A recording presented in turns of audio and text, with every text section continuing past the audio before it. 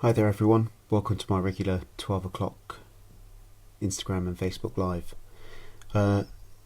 Today a little bit different, so just to let you all know that I've picked the last spot for coaching, for the free coaching offer, the COVID coaching offer that I gave. I've picked the last person, and I'll be letting them know just after this live.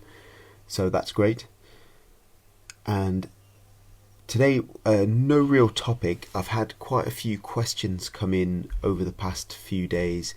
Just going to go through some of those questions. There's a bit of an eclectic mix of questions to go through, and hopefully I can add some value to you all with my insights.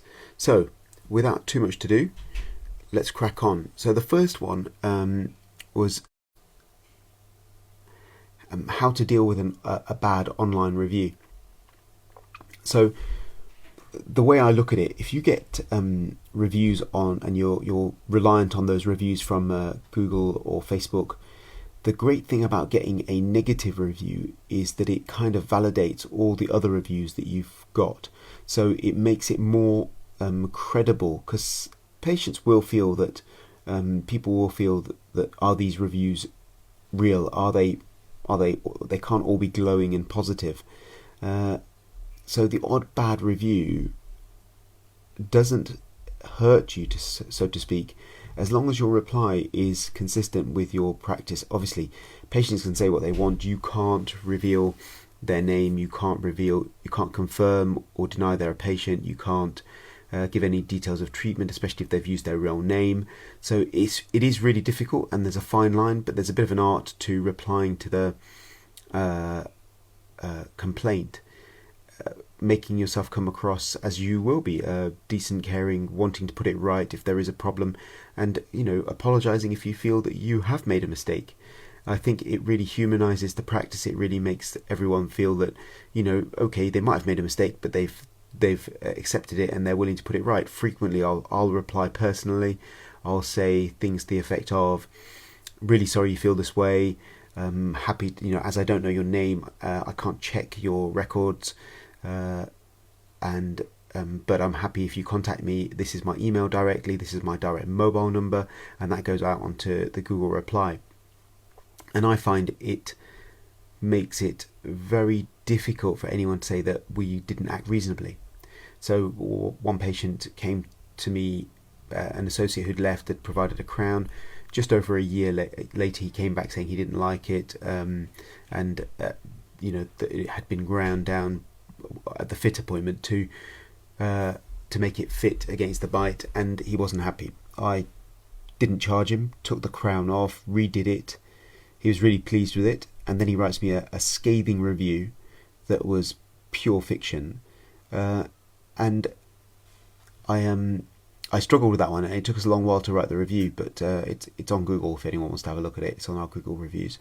And what I find is that having that bad review, but then writing a reasoned and careful and assertive reply. So what we tend to do is three of us will put the reply onto a Google document, and we'll all have an attempt at writing it, and it'll take us a few days, it can take us a few days, and that's tricky because you do want to reply really quickly, but it's probably worth taking the time to just reflect on it, and you want to hit that point where you say don't tell lies, but you want to say it in a roundabout sort of way. Don't tell lies. We're here to help you. If you have a problem, come to us. There's no need to go to blast it across the internet. But I always find then that there's a redoubling of our efforts in the practice to pick up 5 or 6 good reviews, and it then pushes that, it further dilutes that bad one. And to be fair, people that give you 1-star reviews generally have an axe to grind. I find if somebody really wanted to review you properly, they would give you 2 or 3, because I can't believe you got everything wrong to get a 1-star, and they would say, if I could give you 0, I would give you 0. These people are not being fair, let's say. They're not being fair. So the odd bad review is not a bad thing. It's how you reply to it that really matters. And I think as we as we move to such a digital age, all our marketing is based upon our Google reviews, so they're very important to us. So it's important that we maintain that list of 4.9 or whatever it is, or 4.7, and we're continually trying to get patients to give us Google reviews. So that was the first question. Second question I've got here is so it follows on really, social media. What kind of articles should I be posting to my social media? That's fairly straightforward, anything and everything. So patients want to see that you're human, that you have, the team are human, have, weddings and celebrations and go on courses. So all those kind of things, community events, funny stories, and then things that you can really get to nitty gritty with is that, you might have noticed over a period that patients are asking you about a particular article they saw in the papers or a particular interview that was on TV. So you might want to address that. They might be asking you about whitening or implants, and so you can say, look, I've had a lot of questions, I thought I'd address it in my blog post article or video reply. So that can be quite powerful. But I think most of the time patients want to see that you're just normal people and that you go on holiday and you have fun with your kids, and so anything, stories about pets, and but anything that just makes people happier. I don't think we should overthink it too much. Yes, it's great if we can have some articles about how to brush and how to floss, but once that's done, it's done. It doesn't need to be redone all that often. Every 3 or 4 years you might want to refresh that, but really, and I would just bring that previous article back up and just tidy it up, maybe redate it and send it back out. That's purely informative. Again, things like implants, you do want to make sure that patients are up to date with what's out there. So an article or a video blog about that would be great. So there's some treatment stuff that you really need to have in the archive, but essentially I think the blog should be used, or the articles on your website on Facebook should be used really just to show that you're just a normal practice with normal people who go about and have normal lives. I don't think it is rocket science. And the following on from that if you have your ideal patient in mind when you're writing your articles, I think you'll get a much better style and a much better targeted article. So if your patient base is essentially over 65, retired, then you're not going to be writing about as much about children's teeth and maintaining children's teeth. So you've got to play to your audience, and you've got to know who your ideal client is. If you want to bring more patients in from your blog or your postings on social media, then you really do need to understand who your ideal patient is. Give them a name, give them a job or retired or whatever it is, but really fill out that avatar of your patient, your ideal patient.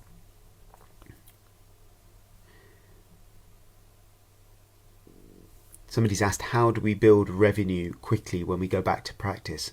And I think that's possibly the wrong way to look at it. The practice will grow and adopt to the new normal, and adopting to that new normal will mean that I think we'll have to have softer conversations and slower conversations about treatment. I don't think jumping in to increase revenue per se, and I appreciate everyone's hurting, and we do need to get back up to the income levels we were before, but let's not push too fast. Let's have those softer and slower conversations, because patients are also going to be smarting from possibly lost jobs, serious uncertainty going forward. So I'd be really inclined just to slow down those conversations and not rush to generate revenue quickly. There are things that we can do about membership plans and looking to increase cash flow by recruiting into the membership plans, and I think that's probably a good way, and it's a win-win, because you're telling patients, look, join our plan, we're going to be here to look after your teeth, hygienist services and dental services, and depending on what plans and what companies you go with, there's various options. As you guys probably already know, we use Demplan in our practice, and I've been very happy with it for over 20 years. So I'm quite keen to, and to be fair, patients have been very happy with it. Denplan never they never give us any grief about the insurance claims. If patient falls over or gets hit, playing football, that kind of thing, they never query it. They give our patients a very easy, we fill in the form for them. It's very straightforward, and they pay out in a very standard and predictable manner. So I really like Denplan, and I like the fact that I can adjust things. What I have noticed though is that sometimes the jump between bandings on your registration facility can be quite high. So what we did a few years ago was we introduced 2 registration facilities, so we effectively have 10 bands. So I want to put somebody's banding up. I'm going to make sure that I'm not doing it by a lot. Obviously I look at how much risk they are to me, and I'm not going to try and push them up any more than I need to. But having those 10 bandings mean that it's only a few quid between bandings, and that makes a big difference, as opposed to £6 or £7, which can be a bit uncomfortable for patients. And I totally appreciate that, which is why we have an extra registration facility. One thing I do like about recruiting into membership plans is that, as I said, it is a bit of a win-win for patients and practices. And the enticements can be things like free teeth whitening or much reduced teeth whitening. That's a nice hook to bring patients in, and that leads on to conversations about maintenance, about we can whiten your teeth, but we need to do X, Y and Z first, particularly around cervical abrasion cavities or fractured fillings and broken teeth. So it'd be prudent to build those up before we do whitening, which you'll get at a reduced rate, and we'd like to introduce you to our membership plan. We work on the basis that patients that come in on the NHS to us, we work really hard into delivering really good care over a good course of treatment or 2, just to get them out of trouble, get their pain resolved, and build up their confidence in doing their home care well. And we spend a lot of time on that because we believe that those patients are going to be with us for a long time, and certainly my lifetime, because I'm not going anywhere. So I want to make sure that while I'm in my practice, I'm going to be seeing my failures. So I don't want failures.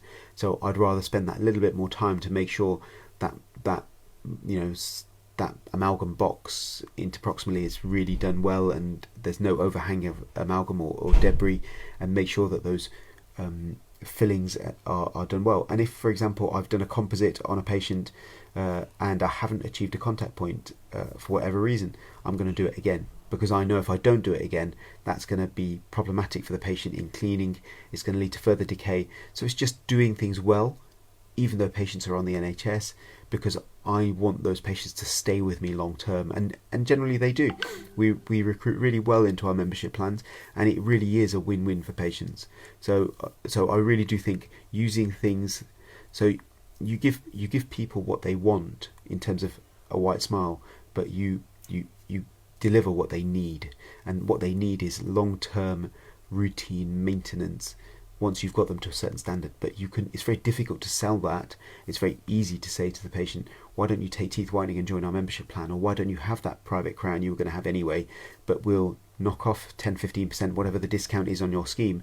Because even though I know that's a loss to me, and if it was a £600 crown, that would be a £90 reduction in our practice, and that £90 is, it could be 3/4 of the year, 7-9 months worth of membership plan payments, probably a little bit less, maybe 6 months. So I know I'm losing 6 months, but I know if I look after that patient, do decent work to get them healthy, and then provide them with that 6 months worth of membership plan maintenance, that they're not going to go anywhere. They're really not, and we don't want them to go anywhere, and we want to look after them, and we do. And that's why we have patients that have been with us 20 years on their plans, and they're really pleased when they don't have work that needs doing, because we've maintained them well and they've listened to us and done their home care. So I really believe that membership plans can be a good way, especially as we go back into this the new normal of delivering really good quality care and benefiting the patient and benefiting ourselves. Somebody's asked a question about practice relocation. So and we did a practice relocation out of a health centre quite recently. We moved into our new practice on December the 10th last year, and then Christmas came, and then I managed to break my wrist, and so we're back to, and then COVID occurred. So we've not really enjoyed the new practice as much as I would have liked. But the practice relocation wise, especially because it was an NHS practice, there were a lot of hoops to jump through. So apart from the builders and dealing with the physicality of getting into the site, the hoops we jumped through was we had to know which building we were moving into. We had to have plans drawn up. We had to have a survey completed for our patients to say, various questions. We did that actually before the area team asked us to do it, and that was quite good. And we used you guys know I'm a really big fan of Google Documents and Google Suite. We used Google Forms to create a questionnaire online, and then we sent that out to all our patients.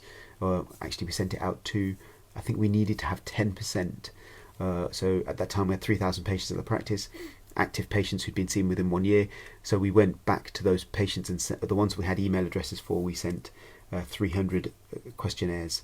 I think we sent about 600 questionnaires and got 300 back. And then we collated everything, and Google Forms does it really well because it gives you a graphical representation of all your answers, all your responses. It also puts it into a spreadsheet. So there was very little work for us to do. We just popped it into a PDF and then submitted it, and that was accepted. And then we lost the first building, so we found another place, drew up a further set of plans, and then went back with the same questionnaire because it didn't need to be redone. So that was quite good.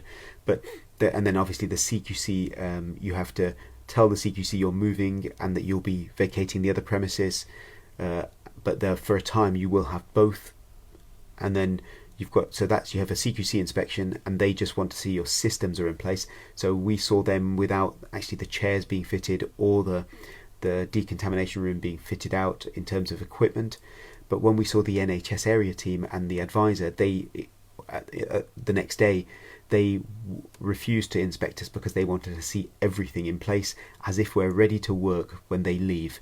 So they wanted signage up, they wanted the chairs in, they wanted a fully working practice before they would sign us off, and which makes sense. But looking back, that was a silly error that we made. So that was great, and I must say CQC were excellent in terms of their guidance, and so were our area team and the practice advisor. Really useful information, really helped us in adding a couple of extra systems and processes, particularly to continuous radiographic audit, which was really good, and we now do that in our practices. So it's amazing. You can learn from everyone. So and it's about having that growth mindset and being open-minded to learn from whoever's willing to teach you. So I think that's a bit of a whistle-stop tour of the questions we've had. There's a couple of questions about associates in this present time, and what I think will happen with let's get rid of that. What I think will happen with the 50% associate contract, and as I've mentioned before, I think that's really up for debate now. I mean, the general consensus over a long period of time, and I think of associates coming into practice from university now, is that the 50% split is definitely gone. Certainly that practice costs are going to go through the roof. I don't think that it's going to be acceptable, or I think in order to really have that conversation with your associates, you really need to know your numbers very well. And as I think if you present it in a way and that is as it is, and you're not pulling the wool over anyone's eyes, I think your mature associate would understand. And I guess if you work on a sliding scale, you can get to a position where by a small increase in the daily gross from the associate can lead to actually a better return for the practice and a better return for the associate themselves. But I think it's all about knowing your numbers and knowing whether it's a production issue that not enough work is being put through the practice, or is it a cost issue where you're wasting more money on things that you shouldn't be. So I think there's a balance to be had, and I don't want to associate bash because that's not the way to be. But I think there's a lot to be said for having that very good conversation with your very honest conversation with your associates about what to do, especially when we go back. But I think even before this, the costs of practice are rising and rising, and sometimes it would be more appropriate not to have an associate in practice because they're not giving you the benefit. Now, they might not be giving you the benefit financially, but you might say, well, they cover my holidays, I've got commitments for foundation training and they're around when I'm not around, things like that. So there are other things that may mean you'd accept a lower return from your associate. But I think if you really drill down into the numbers, you'd probably say that's still not a viable way to run a practice. So conversations definitely need to be had. I think now, though, that as we go back, there's going to be certainly more cost in terms of compliance, in terms of PPE, of course, in terms of the slower throughput into the in and out of the practice, and particularly our older practice in Kenilworth is not really geared for vast numbers of patients to be coming in because it's a very small practice physically. So there's going to need to be a lot of thought to go into how we structure our appointments. Now, if we're having to put on massive amounts of PPE for aerosol generating procedures, if that is even the case, then the idea is that you're not going to have half an hour filling appointments to do one filling to bring them back to do another filling the next time. You're going to ideally want to do all 3 fillings in an hour and 15 minutes or an hour's appointment and get it over and done with, because the cost of that PPE is going to be expensive. So I think the new normal is going to be interesting. We're still not quite sure how that's going to look, and it may well change. I've got a feeling because of supply issues of PPE, things are going to get watered down a little bit. I'm a bit concerned about air filtration and leaving windows open now, but I think there's going to be some serious cost, and that has to be split across everyone. It can't just be the principal taking the hit. It seems at the moment, though, that the principal is expected to pay everyone as normal and take loans if they need to cover that, and I think that's inherently unfair, and I don't think that's going to work. It seems unreasonable that the associates can take home what they would have earned, and the principal is expected to cover that without the extra income from private dentistry that subsidises the NHS payments. So there's a lot to be thinking about. I think honest conversations need to be had, and the viability of practices will really be tested.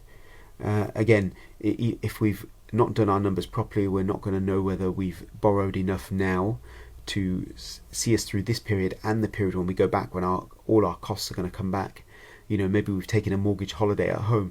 Well, that mortgage holiday is going to be 3 months, and then when we come back, that's going to kick in. So assuming we're back in a couple of months, that's going to kick in, and so that's an added cost. So I think we do really need to have those honest conversations. We do need to look where we can save money where possible, and where we can generate income without being too pushy to patients, because we're hurting for sure, but generally everyone is going to be hurting. And I'm hoping that we communicate with our patients and our teams in a open and honest fashion, and that we're clear about how we want to do dentistry, and more importantly how we don't want to do dentistry in this new normal. I think patients are very appreciative and understanding of what we've gone through, and I'm hoping to get my team onto a Q&A so that we can talk about why we closed early, what we did, and how it's impacted us. I think it'll be quite a cathartic experience to have that conversation and let you in on that, because listening to patients in pain and asking them to take antibiotics for the second time is actually quite upsetting, and I find it quite upsetting to do. I'm hearing some noise this morning that some of the urgent dental centres have closed in parts of the country because NHS England are not funding the extra cost of PPE, or at least not providing enough of it. So this is worrying times. I'm hopeful that is a malicious rumour and it's not true, but I will dig deeper and find out. I'm not sure about locally in our area how quickly we're seeing patients at our urgent dental centres.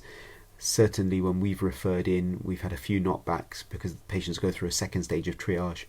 So it's all a bit loose at the moment. I'm hoping that things will get a bit better as we move forward. Davina, I'm sure you find it upsetting too. I do as well. It is getting a little bit uncomfortable, but do you know what? Right, we can only do what we can do, and we have to accept that there are things that we have no control over. So I'm not going to let it get to me. I'm going to reframe it. I'm going to move forward with it, and I'm going to reassure my patients that we are working as best as possible in their best interests. But if there is a bit of a twist, and this in the east of England, I'm hearing that urgent dental centres are a bit on hold, then we as clinicians may need to rethink how we go forward if we were relying on that. Anyway, guys, thanks so much for letting me take your time. I've waffled on for probably the longest I've ever spoken. I hope there's been some value there. The take-home message is that when we go back, income generation is important, but it must be done subtly and not to the detriment of your excellent relationships you have with your patients. I'm hopeful my patients will understand where we're coming from. We're not a pushy practice. We're not a veneering, super cosmetic practice. We do run-of-the-mill dentistry, and we do it really well. And a testament to the fact that our patients are still with us 20 years later and travel from wherever they move to come back to us. So I'm really pleased with the way our practice runs. And the second take home is that last slot for coaching that I was offering, that free coaching sessions over 2 months to move somebody's practice forward, to move somebody's associate position forward. They've all been taken, and I'm looking forward to get stuck into helping these practices and these individuals both professionally in their practices, and hopefully also leaving them with skills that they can take forward with them to personally help them as well. Take care, guys. It's really good to chat to you, and I will be back on Monday at 12 o'clock with a talk on another subject that I think will have some value to you. All the best.